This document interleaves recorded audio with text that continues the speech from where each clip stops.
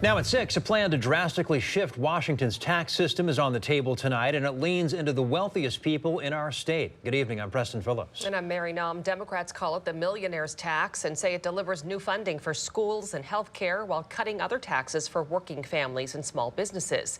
KOMO's Joel Marino shows us why the governor says it doesn't go far enough and why Republicans warn it could lead to higher taxes for everyone. This proposal could ignite a political firestorm because it creates an income tax, something Washington has never had before. State Democrats introduced legislation that would impose a 9.9% tax on annual income over $1 million. It would generate $3.7 billion each year for schools, health care, and more. That's my job. Governor Bob Ferguson supports a millionaire's tax, but not in its current form. A significant percentage of these revenues must go back into the pocket of Washingtonians. The current proposal is not close to achieving that important objective.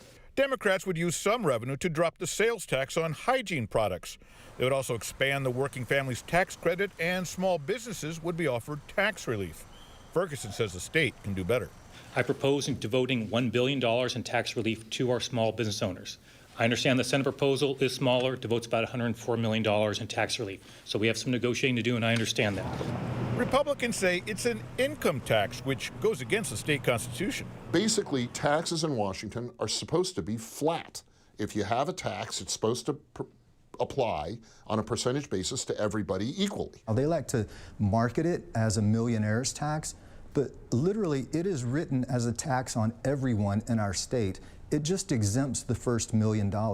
So once this is enacted, it would be very easy for them to come back with just a simple majority vote and lower that threshold. The governor says too many people are struggling to make ends meet, and state leaders need to act. We need to address that head on and to hear those voices and make sure we are putting a significantly bigger percentage of the dollars from the revenue from the millionaire's tax back into the pocket of those Washingtonians. If this passes, fewer than 1% of all households would pay this tax, but there'd likely be legal challenges. Joel Marino, KOMO News. The Millionaires tax is scheduled for a Senate committee hearing this Friday. Democrats are looking to get this approved before the legislative session ends on March 12th.